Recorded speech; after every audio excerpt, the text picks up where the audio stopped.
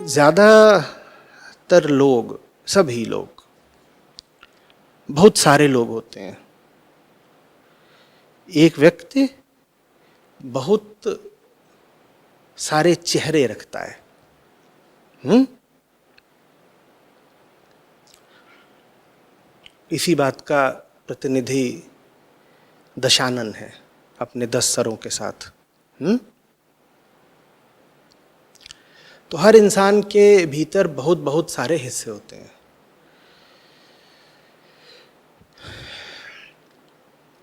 ये बात तुम्हें उसके चेहरे से पता नहीं चलेगी, क्योंकि चेहरा तो एक ही होता है। तुम्हें लगता है तुम एक इंसान से बात कर रहे हो, सुबह तुमने बात करी उससे और शाम को बात करी, तुम्हें लगता है तुम उसी व्यक्ति से बात कर रहे हो। क्यों? क्योंकि उसका चेहरा तो वही था ना। उसकी फ़ोटो खींचोगे कैमरे से तो वही फ़ोटो आएगी, तो तुम्हें लगता है उसी इंसान से बात कर रहे हो। जबकि हकीकत ये है कि भीतर ही भीतर उसका चेहरा बदल चुका है, वो भीतर से बिल्कुल दूसरा इंसान हो चुका है। पर हमारे पास वो आंखें नहीं है जो उसके भीतर के बदले हुए चेहरे को देख लें। तो हम इस भ्रम में रह जाते हैं कि हमने सुबह जिससे बात करी थी शाम को भी उसी से बात कर रहे हैं, शाम को इंसान दूसरा है। फिर हमें धोखा हो जाता है। वहाँ दुख है, वहाँ पीड़ा है, वहाँ फिर जैसे जीना बेस्वाद हो गया, मज़ा एकदम किरकिरा हो गया और तुम सोच में पड़े हो, तुम चौंक गए हो, तुम्हें किसी ने उठा के पटक दिया है, ये क्या हो गया मेरे साथ। ये ना हो तुम्हारे साथ, इसलिए ऐसे पर टिकना मत, ऐसे का भरोसा करना मत जिसका एक नहीं बहुत सारे केंद्रों, जिसको संचालित करने वाले, जिस पर मालिकाना हक रखने वाले, जिस पर प्रभाव रखने वाले कई स्रोत हों। ऐसे का भरोसा मत कर लेना, क्योंकि उसका चेहरा बदल जाएगा तुरंत। उसके एक चेहरे का मालिक एक है, उसके दूसरे चेहरे का मालिक दूसरा है। और जब भी दो मालिक होंगे, दो चेहरे होंगे।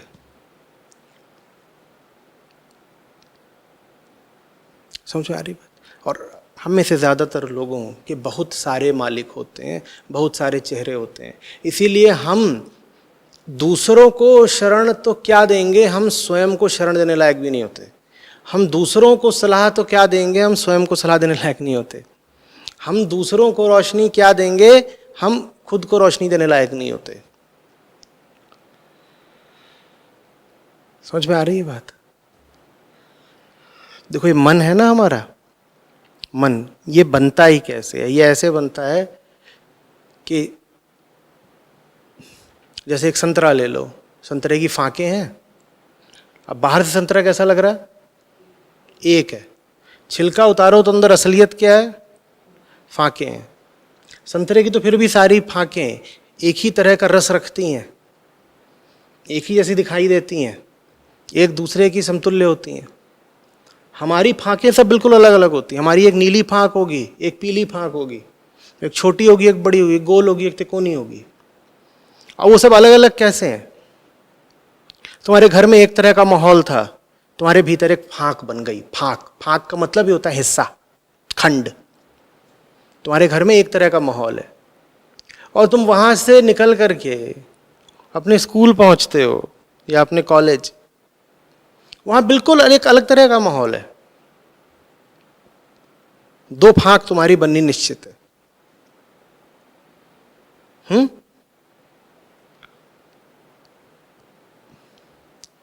तुम्हारी दादी बड़ा पूजा पाठ करती, धार्मिक वृत्ति की है, और तुम्हारे पिताजी कट्टर नास्तिक हैं। तुम्हारी दो फांक बननी पक्की है। तुम्हारी अपनी आत्मा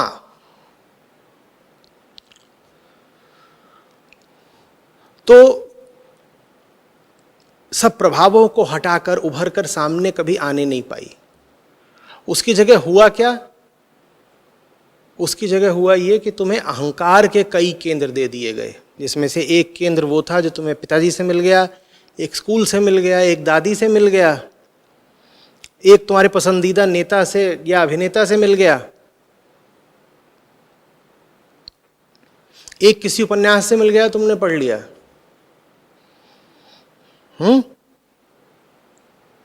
जिस मोहल्ले में तुम रहते थे, वहां खेलने आते थे, वहां तुम्हारी दोस्तों की टोली थी, उसमें भी एक तरह का माहौल था।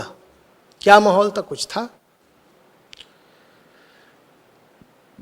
तुम्हारे भीतर एक फांक और बन गई, वहां से मिल गया। अब ये जितनी अलग अलग फांकें हैं, ये सब एक दूसरे से असहमत रहती हैं, क्योंकि इन सब के मालिक अलग अलग हैं, लेकिन फिर भी रहना इनको एक संतरे के भीतर ही है। तो किसी तरीके से मन मार के, मजबूरी में एक दूसरे के साथ एक बड़ा मजबूर सह अस्तित्व रखती हैं, और इनमें लगातार आपस में अंतर्विरोध बना रहता है। इसीलिए इंसान कभी चैन से जीने नहीं पाता। उसके एक हिस्से का मालिक एक है, दूसरे हिस्से का मालिक दूसरा है, और दोनों हिस्सों को दो मालिक अलग अलग दिशाओं में खींच रहे हैं। कई बार दो हिस्सों में सहमति बन भी जाती है, तो कोई तीसरा हिस्सा आ जाता है जिसकी इन दोनों से रजामंदी नहीं है। समझ में आ रही बात? ये आम आदमी का जीवन है। छोड़ो मुक्ति मोक्ष और इस तरह की पार की बातें, कि उपनिषदों का तो लक्ष्य है तुम्हें समाधि इत्यादि दिला देना। उपनिषदों का लक्ष्य है ये जो रोज तुम भीतर ही भीतर 100 लड़ाइयाँ लड़ते हो, जिसमें जीते कोई भी, अंदर ही अंदर खून तुम्हारा बहता है, उन लड़ाइयों को समाप्त करना। उन लड़ाइयों में भीतर का कोई भी हिस्सा जीते, भीतर ही कोई भी फांक जीते, हारते तुम हो। जीत तुम सिर्फ तब सकते हो जब वो भीतर जितनी कलह है, अंतर्क्लेश है, वो समाप्ति हो जाए। वो तभी हो सकता है जब ये जो भीतरी 100 मालिक बने बैठे हैं, ये 100 के 100 मालिक समाप्त हो जाएं। ऐसा नहीं होगा कि भीतर का कोई एक मालिक जीत गया, 99 हार गए तो बात बन गई। नहीं नहीं, तो ये सबको हारना पड़ेगा। इस लड़ाई में जितने पक्ष हैं सबको हारना पड़ेगा, सिर्फ तब तुम जीत सकते हो। तो कभी किसी ऐसे का भरोसा नहीं कर लेना है जो कभी इसके प्रभाव में है और आधे घंटे बाद दूसरे के प्रभाव में आ गया। ये व्यक्ति खतरनाक है। इसके बाद भी तुम ऐसे का भरोसा करो तो उसके बाद जो नुकसान हो, जो चोट लगे, उसके जिम्मेदार तुम खुद। समझ में आ रही बात? जो व्यक्ति तमाम तरह के प्रभावों के अधीन होकर जीता हो, वो व्यक्ति भरोसेमंद नहीं है। जिस व्यक्ति के मन में 100 तरह की बातें चलती हों, वो 100 दिशा में भागेगा, और किसी भी एक दिशा में एकनिष्ठ होकर के, एकाग्र होकर के कभी आगे नहीं बढ़ पाएगा। ऐसे व्यक्ति का साथ, संगत कभी लाभकारी नहीं हो सकती। ये सब हमें क्यों बताया जा रहा है? हमें इसलिए बताया जा रहा है क्योंकि हम जिनके साथ होते हैं और हम जिनका भरोसा करते हैं और हम जिन आधारों पर जिंदगी जीते हैं, वो सब ऐसे ही हैं। और फिर हम कहते हैं अरे चोट लग गई। किसी शायर का है तो, कि ठीक से मुझे याद नहीं, पर कुछ इस तरीके से है कि हर आदमी के होते हैं 10-20 चेहरे, जिसको भी देखना कई बार देखना। ये एक चोट खाए आदमी का वक्तव्य है, और 10-20 बड़ा कम बोल दिया। और 10-20 भी स्थायी नहीं होते। आज जो 10-20 हैं, कल अगर 10-20 भी हैं तो ये वो 10-20 नहीं है जो कल थे।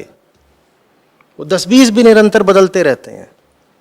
आदमी जैसे अस्तित्वमान ही नहीं है। तुम भरोसा किसका कर रहे हो? तुम जिसका भरोसा कर रहे हो उसकी कोई इकाई ही नहीं है। वो बहता पानी है, वो बरसता पानी है। बरसता पानी समझते हो? कोई बूंद एक जगह 2 पल रहती नहीं, अभी जहाँ है कहीं और पहुंच जाए। और दूसरी बात, जो वो बूंद अभी है, अगले पल वो बूंद रहेगी नहीं, किन्हीं और बूंदों से मिल जाएगी। तुम भरोसा किसका कर रहे हो?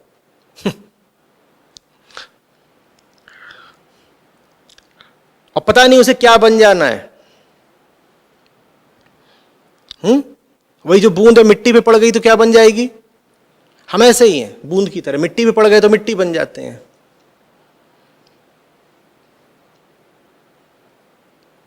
कहीं घड़ा रखा हुआ है बाहर बाग में, उसमें पड़ गए तो जल बन जाते हैं, इसको लोग पी सकते हैं।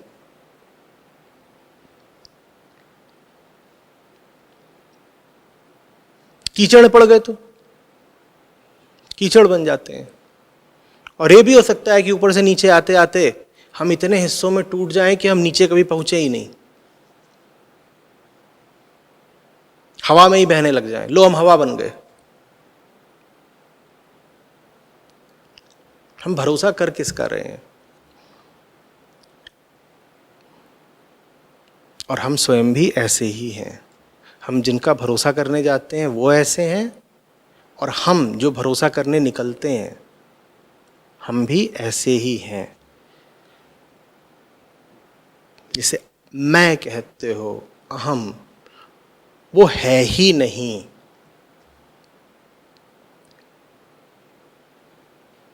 है ही नहीं। यहां पर मैं अभी एक दर्पण लगा दूं दीवार पर, उसके सामने अनमोल है, तो वो दर्पण क्या हो गया? दर्पण अनमोल हो गया। तो मैं दर्पण को अनमोल कहूं क्या? दर्पण के पास कोई मैं है? वो तो बस वही है जिसकी छवि है उसमें। हम भी ऐसे ही हैं, जिसकी छवि हम पर पड़ गई हम वही हो जाते हैं। तुम पर मार्क्स की छवि पड़ गई, तुम मार्क्सवादी हो गए।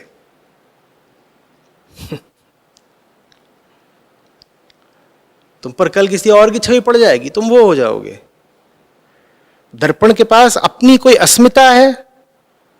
मैं ये हूं, है कुछ ऐसा? हम वैसे ही हैं।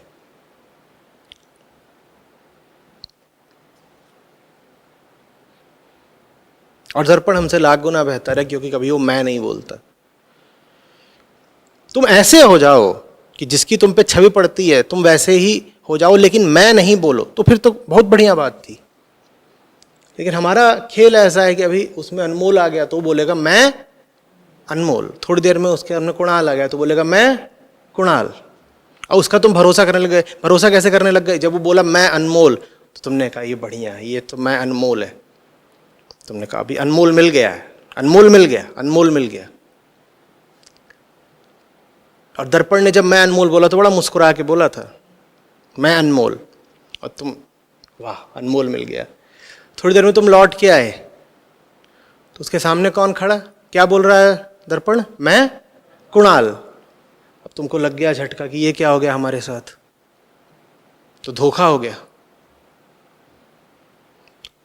धोखा नहीं हो गया, वो था ही नहीं।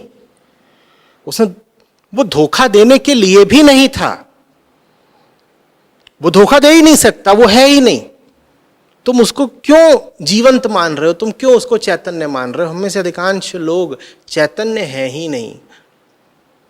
क्यों किसी को कहते हो तूने गलत किया? वो उस बेचारे के पास तो गलत करने का अधिकार ही नहीं है, वो कभी कुछ करता ही नहीं, उससे हो जाता है। किसी ने कुछ गलत कर दिया, ये उलाहना भी तभी दी जा सकती है जब उसके पास इतनी तो चेतना हो कि उसने गलत करने का चुनाव किया वो अपनी चेतना से। हम में से ज़्यादातर लोग इतनी घिरी हुई हालत में हैं कि हम कुछ गलत करने का चुनाव भी नहीं कर पाते। हमसे तो गलत हो जाता है, और जो तुमसे हो जाए तुम्हारी चेतना के बिना, वही तो गलत कहलाता है। और गलत होता क्या है?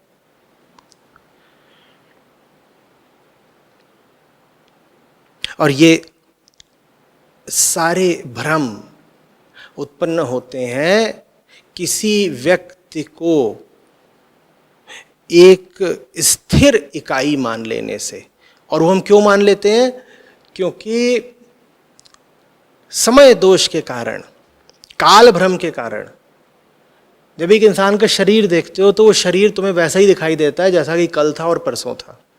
शरीर नहीं बदलता ना, ये बदलता है। जैसा ये अभी दिख रहा है वैसा ही ये कल था फिर परसों था। तो ऐसा धोखा हो जाता है, ऐसा लगने लग जाता है जैसे कि ये अपने आप में कोई स्वतंत्र इकाई, अस्तित्व, आइडेंटिटी रखता है बंदा, जबकि ये कुछ नहीं है।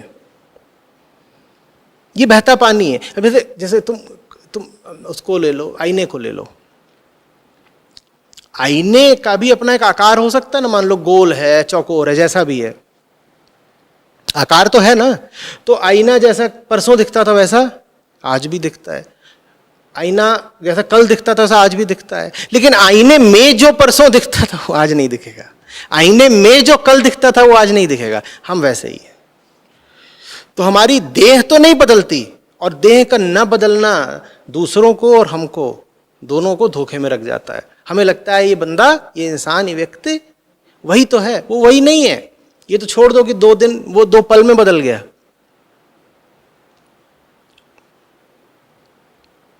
समझ में आ रही है बात?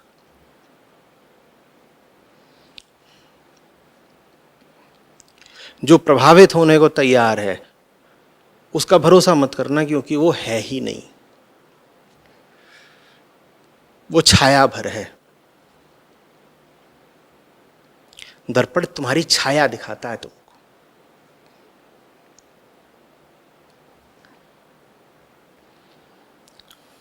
क्या ऐसे का भरोसा करो जिसकी कमान उसके हाथ में ही नहीं है? वो तो लाचार है, मजबूर, बेचारा है।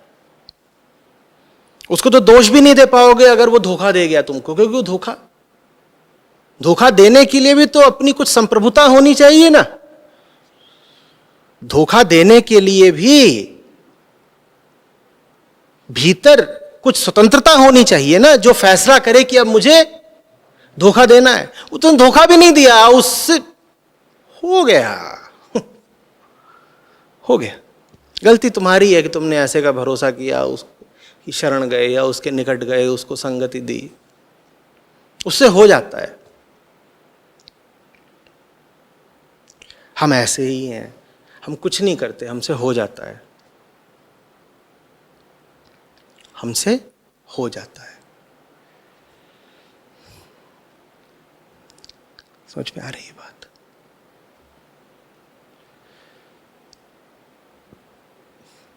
काल एक और धोखा देता है। क्या धोखा देता है? एक क्षण में आमतौर पर ऐसा प्रतीत होता है जैसे एक व्यक्ति की एक ही पहचान हो। निष्ठा का क्षण है, उस क्षण में तुम्हारे सामने जो बैठा है वो तुम्हें सिर्फ अपना निष्ठावान चेहरा ही दिखाएगा। इससे तुम्हें क्या भ्रम हो जाएगा, और स्वयं उसे भी जो दिखा रहा है उसे यह भ्रम हो जाएगा कि मैं तो मात्र एक निष्ठावान व्यक्ति हूं, मेरा और कोई चेहरा है ही नहीं। और वास्तव में उस क्षण में उसे बिल्कुल भी नहीं पता कि उसके 100 और चेहरे हैं जो उस क्षण बस छुप गए हैं। वो प्रतीक्षा कर रहे हैं कि कब उपयुक्त माहौल आए और वो उभर के सामने आए। ऐसा नहीं कि वो व्यक्ति जानबूझ के धोखा, हो सकता है धोखा भी दे रहा हो, लेकिन आवश्यक नहीं है।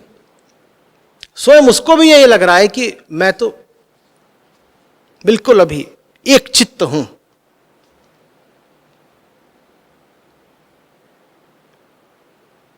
प्रेम का कोई क्षण है, 2 व्यक्ति आमने सामने हैं, दोनों को यही लग रहा है कि अभी जिसके सामने हूं उसके अलावा तो मेरा कोई दूसरा है नहीं, है भी नहीं और हो सकता भी नहीं है।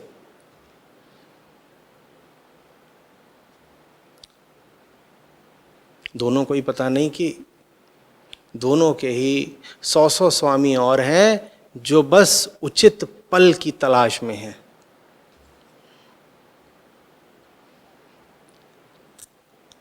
समझ में आ रही बात? इसलिए अहंकार त्यागने योग्य है।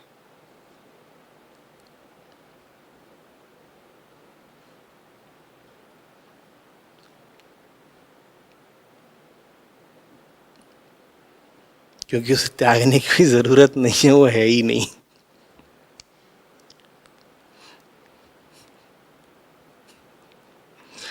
बहुत खतरनाक है ना। जहां कोई ना हो वहां तुमको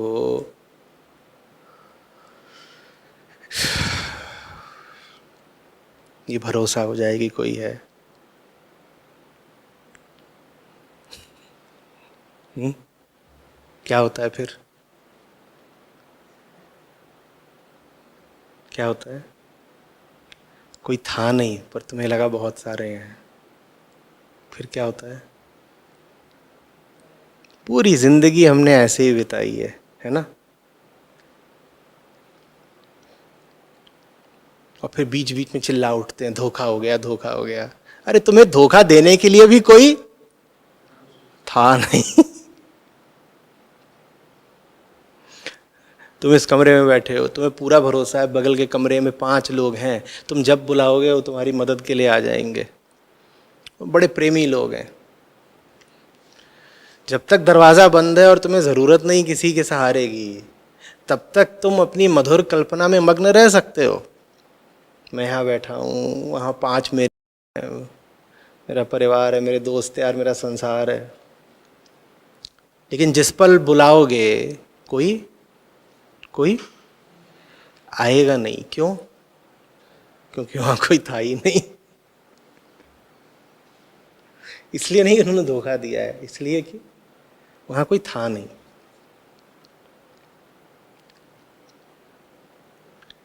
इसी तरह से जो बुलाने वाला है ये भी कोई एक नहीं है। ये अभी बुला रहा है, थोड़ी देर में कहेगा मुझे इन 5 से मतलब क्या है, क्योंकि दूसरे कमरे में 5 दूसरे दिख गए हैं मुझे और वो इन 5 से बेहतर हैं, तो मैं उनकी ओर जा रहा हूं। तुम खुद कौन से बड़े एतबार के काबिल हो?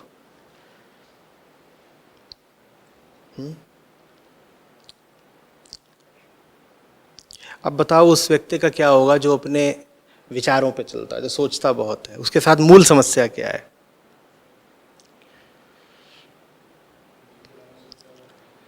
उसके साथ मूल समस्या ये है कि सोच एक रहा है। जो सोच रहा है हो सकता है उसके लिए उसकी सोच उपयुक्त भी हो, प्रासंगिक भी हो, लेकिन इस वक्त जो सोच रहा है वो दूसरे पल कुछ और हो जाना है, कोई और हो जाना है। तो तुमने जो कुछ सोचा वो तो खारिज हो गया ना, क्योंकि जिसने सोचा था उसने स्वयं को केंद्र बनाकर सोचा था ना। अगर हम बहुत सारे हैं तो भीतर विचारक भी कितने हैं? जितने हम हैं उतने विचारक हैं। पहले विचारक ने जो कुछ सोचा वो लागू किस पर होता था? अधिक से अधिक पहले विचारक पर ही लागू होता था जो पहले विचारक ने सोचा। तुमने तो खूब विचार कर लिया, खूब विचार कर लिया, और 40 मिनट बाद तुम गए बदल। तो जितना तुमने 40 मिनट में विचार किया था उसका होगा क्या? वो तो 2 कौड़ी का नहीं बचा। ये समस्या है।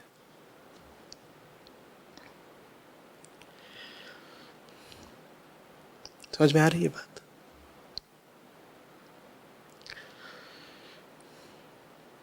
अब समझ में आ रहा है कि फ्री थिंकिंग क्या है। फ्री थिंकिंग ऐसी है जैसे जेल में 100 कैदियों को हुल्लड़ मचाने के लिए फ्री छोड़ देना, और वो सबके सब सोच रहे हैं हम फ्री हैं। वो सब सोच रहे हैं हम फ्री हैं।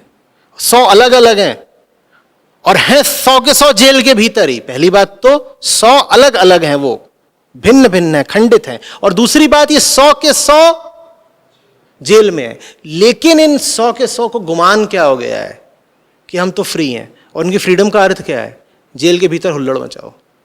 ये फ्री थिंकर्स हैं।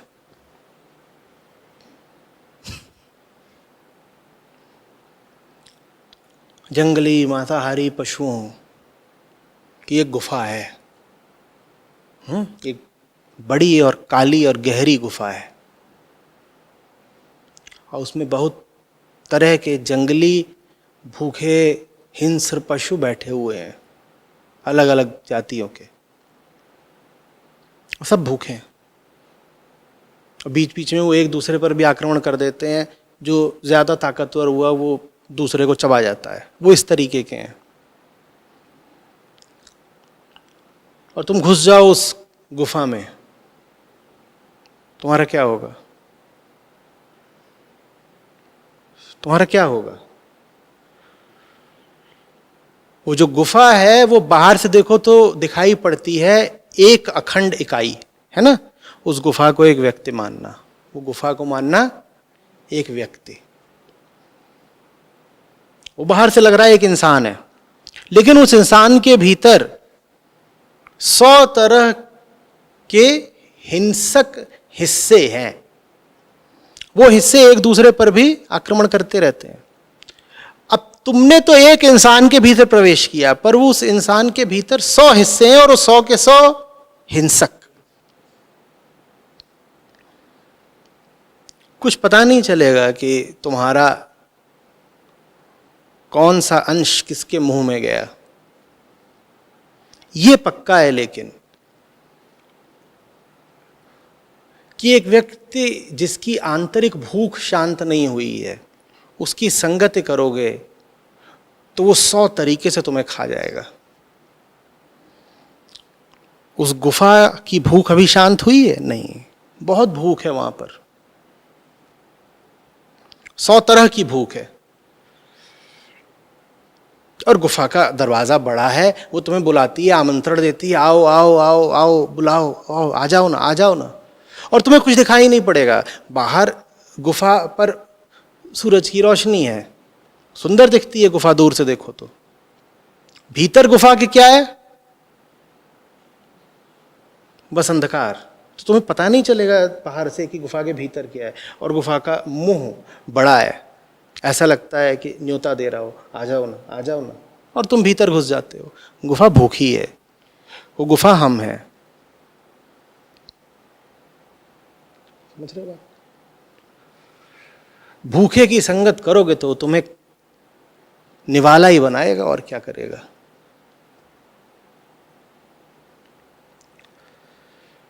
और निवाला बना के भी उसकी भूख मिटने ही जानी है।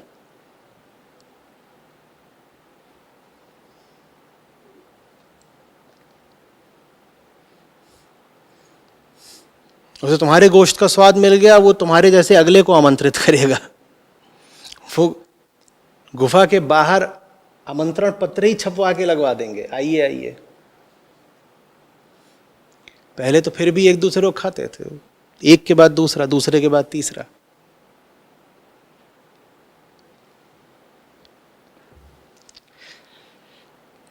इसीलिए बहुत बार मैंने कहा है कि 2 तरह के लोगों की संगति में विशेष सावधानी रखना। पहला, जिनके भीतर कमजोरी बहुत हो। दूसरा, जिनमें महत्वाकांक्षा बहुत हो। ये द्वैत के 2 सिरे हैं। जिसमें कमजोरी बहुत हो वो तुमको खा जाएगा, क्योंकि उसको यही भाव है लगातार कि वो कमजोर है। जो कमजोर है अपनी कमजोरी मिटाने के लिए किसी को भी खा सकता है। और जो महत्वाकांक्षी बहुत है वो खा जाएगा तुमको, क्योंकि उसमें महत्वाकांक्षा बहुत है। जिस किसी में भी बड़ी होड़ देखना, एक आंतरिक रिक्तता देखना,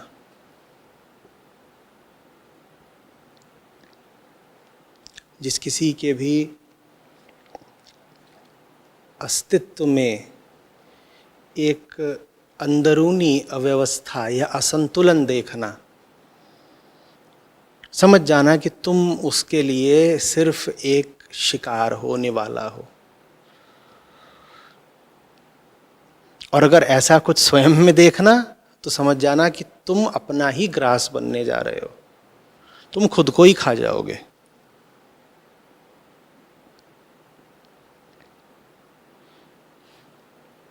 सांप करता है ऐसा, कई बार देखना मिल जाएगा तुमको। सांप जब थोड़ा विक्षिप्त हो जाता है या ज़्यादा भूखा हो जाता है तो अपनी पूंछ अपनी मुंह में डाल के खाना शुरू कर देता है और खाता जाता है। खुद को खाने से उसको जो वेदना हो रही होती है वो उस सुख से कम होती है जो उसको मिल रहा होता है भोजन करने से, तो खाता जाता है। ऐसा कई और भी जीव हैं जो करते हैं। तो दूसरे को तो छोड़ दो, हम स्वयं को भी खा सकते हैं अगर भीतर बड़ा भाव है खालीपन का।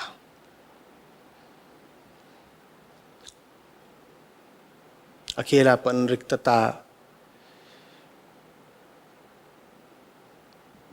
ये बिल्कुल डरा देते हो जिसको।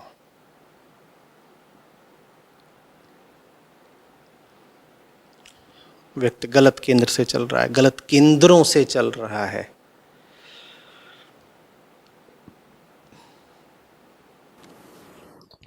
आचार्य जी, अभी आपने कहा कि उस पर भरोसा कभी मत करना जिसके कई चेहरे हैं या मन कई खंडों में बटा हुआ है। तो अधिकतर तो मन अशांत ही रहता है, परंतु जब मन शांत हो, जो कभी कभी होता है, तो क्या अपने मन पर उस समय भी भरोसा नहीं करना है? जो शांति क्षणिक हो वो अशांति है, जिसने शांति का नकाब पहन रखा है। समझ रहे हो बात को? थोड़ी देर के लिए तो हमें अक्सर ऐसा लगता है कि हमें शांति के भी दर्शन हो गए, निर्द्वंदता का अनुभव हो गया, आनंद का अनुभव हो गया। थोड़ी देर के लिए तो बहुत लोगों को अपने पूरे विलोप का अनुभव भी हो जाता है कि हमें समाधि लग गई। बहुत लोगों से सुनना,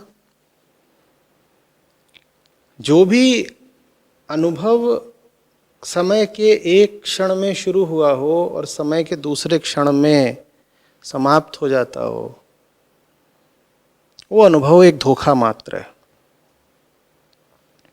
इसीलिए सारे अनुभव धोखा मात्र हैं।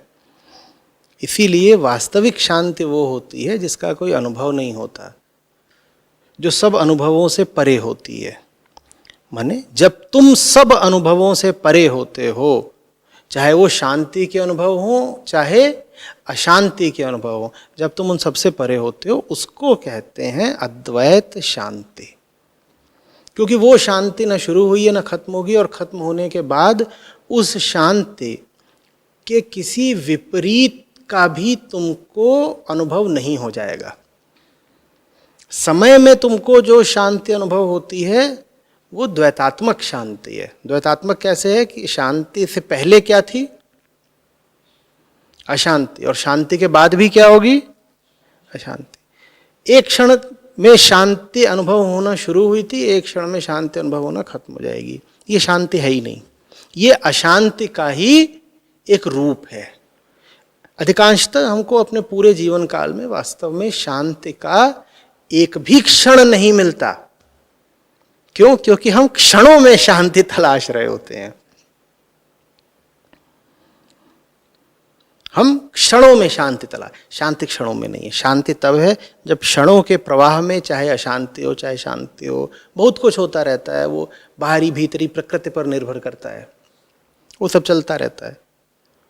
उस सबसे परे आपका वास्तविक अस्तित्व रहे, जहां वो सब हो रहा है आप ही के साथ हो रहा है एक छोर पर, और दूसरे छोर पर आप भली भांति जानते हैं आपके साथ नहीं हो रहा है।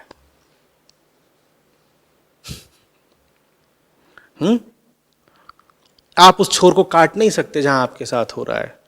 जब तक शरीर है वो रहेगा। महत्वपूर्ण ये बिल्कुल भी नहीं है कि उस छोर को आप बिल्कुल काट दें जहां आप अनुभव में भागीदार हैं, साझीदार हैं। वो होने नहीं वाला। एक छोर पर तो जो हो रहा है बिल्कुल आपके साथ हो रहा है, वो होता रहेगा, और वो आपको प्रकृति प्रदत्त है। वो आपको जन्म से मिला हुआ है कि जो हो रहा है वो आपको लगेगा मेरे साथ हो रहा है, तो वो तो मिला हुआ है और रहेगा। जब तक सांस चल रही है वो चीज रहेगी। जीवन इसलिए कि आप उस दूसरे छोर पर पहुंच सकें जहां आपको ये भी पता रहे कि जो हो रहा है वो आपके साथ नहीं हो रहा है। समझ में आ रही बात? तो अध्यात्म के नाम पर उल्टी कोशिश मत कर लेना। ये मत कह देना कि अध्यात्म का मतलब है जो प्रकृति वाला छोर है वहां से स्वयं को काटना, और ये कहने लग जाना कि देखो मुझे तो भूख लगती ही नहीं, या मुझे तो सुख दुख का अनुभव होता ही नहीं। बेटा जब तक जियोगे भूख भी लगेगी, सुख दुख का अनुभव भी होगा। रात को सोओगे, सुबह उठोगे, चोट लगेगी तो गिर पड़ोगे, और नीचे देखोगे तो अंगूठा सूजा हुआ होगा और खून बह रहा होगा, ये सब होगा। वायरस लगेगा तो बीमार भी पड़ोगे, जब तक जियोगे ये सब होगा। तो ये पाखंड तो करने मत लग जाना कि मैं अब अध्यात्म के उस स्तर पर पहुंच गया हूं जहां मुझे न भूख लगती है, न नींद आती है, न सपने आते हैं, न कोई भाव उठते हैं, न विचार उठते हैं। बेकार की बात। अध्यात्म का मतलब है ये सब चलता रहे अपनी जगह, और ये चलता रहेगा, इसको रोकने का कोई उपाय नहीं। हाँ, तुम इससे दूर हो जाओ, तुम इससे दूर हो जाओ, तुम्हारी पीड़ा भी फिर जैसे परिशोधित हो जाएगी, तुम्हारे दर्द में भी जैसे एक परिमार्जन आ जाएगा।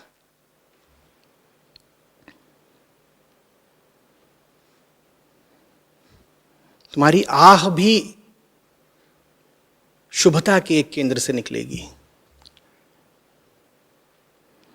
हमने कहा कि आह नहीं निकलेगी, हमने क्या कहा? आह भी तुम्हारी शुभता के एक केंद्र से निकलेगी। तुम्हारा जीवन भी शुभ होगा और तुम्हारी मृत्यु भी शुभ होगी। हमने ये नहीं कहा कि तुम मरोगे नहीं, हमने कहा अब मरोगे भी तो ऐसे कि शुभ ही होगा।